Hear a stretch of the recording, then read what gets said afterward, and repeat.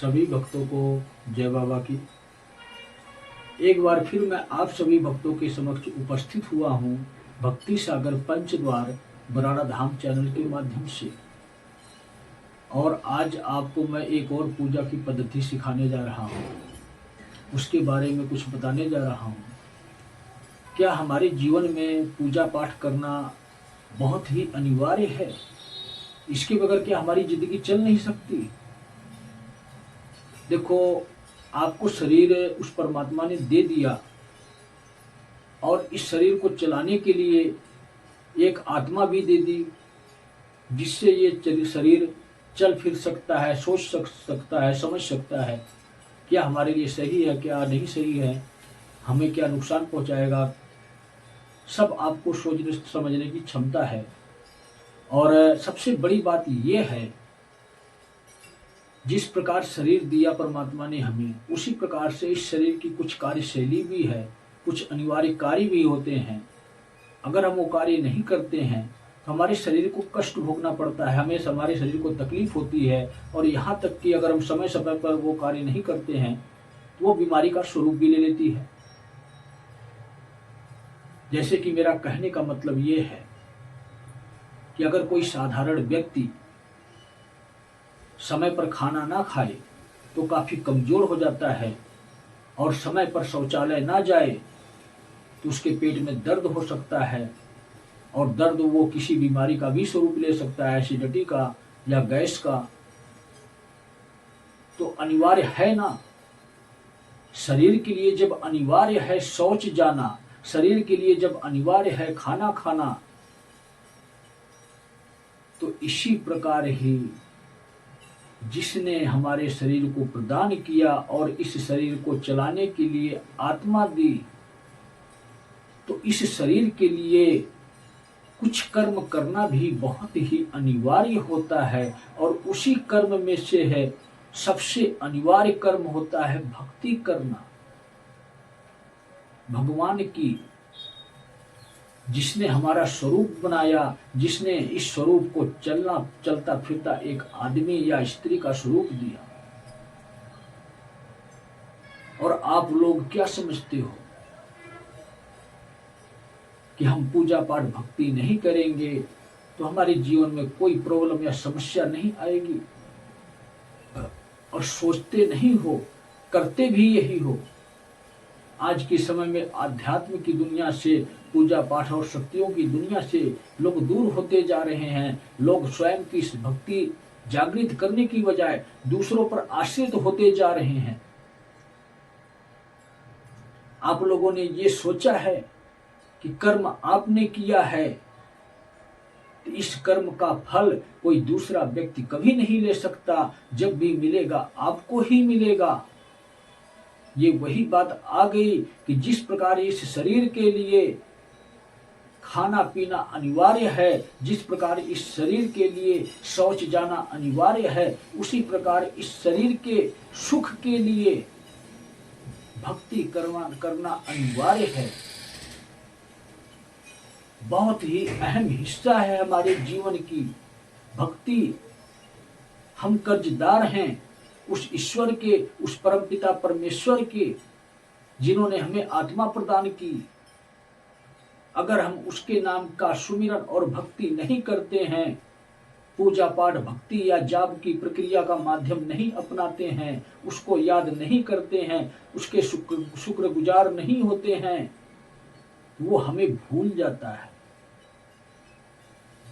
और अपनी कृपा हटा लेता है। फिर उसके मन में सिर्फ यही सोच होती है, उसी ईश्वर के मन में, इस शरीर को जल्द से जल्द नष्ट होना चाहिए और इस आत्मा को जल्द से जल्द मुक्त होना चाहिए। और दूसरा कार्य कौन करता है? अगर हम परमात्मा नाम की शक्ति से दूर हो जाते हैं, अपने जीवन में पूजा पाठ भक्ति को कोई महत्व नहीं देते हैं, तो हमारे जीवन में क्या होता है? हम कलयुग के अंदर रहते हैं। ये युग कलयुग है, कलयुग की शरण में हैं और दूसरे की शरण में रहकर हम अपने आप को तब तक नहीं सुरक्षित कर सकते हैं जब तक इस आत्मा रूपी परमात्मा का सुमिरन और जाप नहीं करते हैं। जिस दिन हम उस परमात्मा नाम की शक्ति को भूल जाते हैं, अपने दिल में, अपने घर में उस परमात्मा नाम की शक्ति को स्थान नहीं देते हैं, तो हमारे घर में कौन वास करता है? कलयुग को चलाने वाले अनेकों प्रकार के राक्षस, भूत प्रेत बाधाएं होती हैं। जिस घर में किसी भी प्रकार के देवी देवता शक्ति वास नहीं करते हैं, उस घर में कलयुगी राक्षस वास करते हैं। उनकी सेना के अनेकों भूत प्रेत वास करते हैं, और जहाँ पर भूत प्रेत वास करते हैं वहां पर कभी भी भगवान नहीं आते हैं। और जब भगवान नहीं आते हैं तो उस घर में क्या होता है?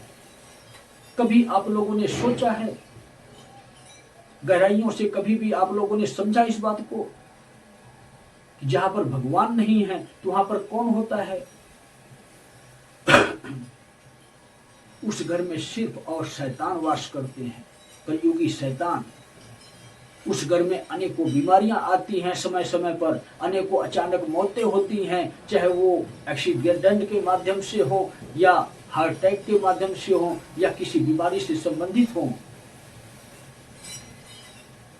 और यहाँ तक कि ये भी देखा गया है कि उस घर में कभी भी शांति नहीं होती है, कभी भी सहमति नहीं होती है। क्यों नहीं होती है?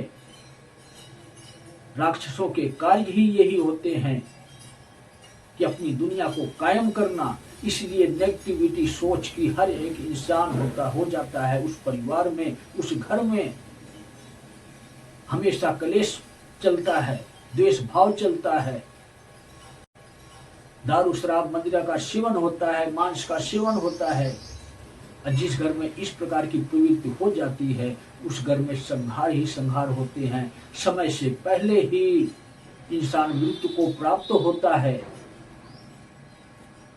तो अगर हमें शरीर मिला है, हमें आत्मा मिली है, तो जिसने दिया है हम उसके कर्जदार हैं। और जब तक उसके नाम का सुमिरन और जाप और भक्ति नहीं करते हैं, तब तक हम इस कर्ज से मुक्त नहीं होते हैं। अगर इस प्रकार की हम कर्म करते हैं तो हमें कभी मुक्ति भी नहीं मिलती है। यही कारण होता है कि हमारे घर के सदस्य ही मरने के बाद प्रेत बाधा बनकर उसी घर में रहते हैं। यही कारण है कि हम अपने जीवन में सबसे महत्वपूर्ण महत्व खो देते हैं, जो भक्ति का महत्व है। इस शरीर को चलाने के लिए जो नुकसान होते हैं, उस कार्य को तो हम मजबूरी में करते हैं। हम जीवित नहीं रह सकते, हम तड़पेंगे, इसलिए अनिवार्य है खाना खाना।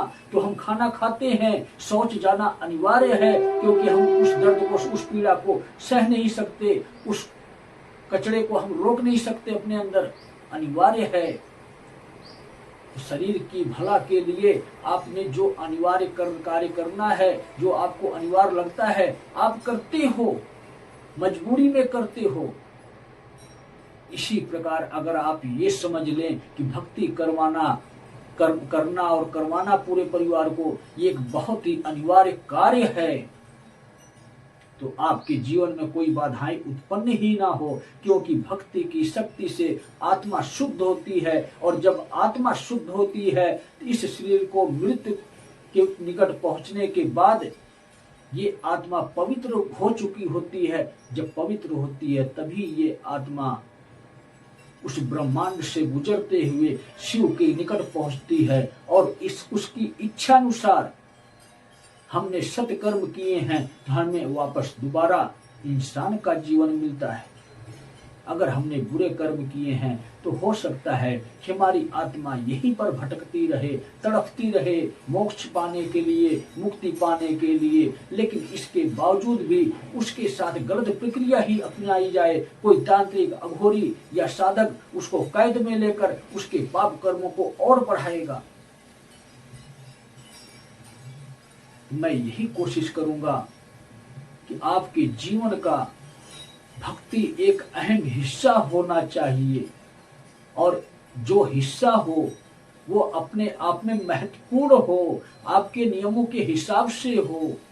कम से कम 10-15 मिनट का वक्त सुबह और शाम उस परमात्मा नाम की शक्ति को अवश्य दें। ऐसा ना करें कि जाएं और दीपक जलाएं, हाथ जोड़ें कि हे परमात्मा हम तेरे शुक्रगुजार हैं, हम चले अपने रास्ते, तू चल अपने रास्ते। ये दुनिया का दस्तूर नहीं होता। मन के भाव से भक्ति होती है, सच्चे भाव से भक्ति होती है। जो इंसान सच्चे भाव के साथ भक्ति करेगा, शिव की करेगा या उसकी अन्य शक्तियों की करेगा, उसका बेड़ा भाव से पार हो जाएगा।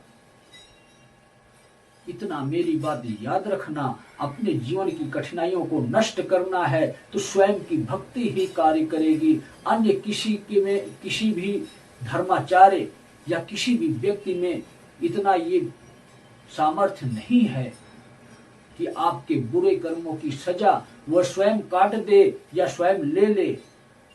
अपने कर्म तो इंसान पर कटते नहीं हैं, दूसरों का कर्म काटने के नाम पर मंत्र प्रक्रिया सीखता है और लोगों को चमत्कार के नाम पर बेवकूफ बनाता है। लेकिन कोई भी ऐसा धर्माचार्य नहीं दिख रहा है मुझे जो ये सिखाता हो कि स्वयं की भक्ति ही भव से पार लगाती है। तो सभी भक्तों को जय बाबा की।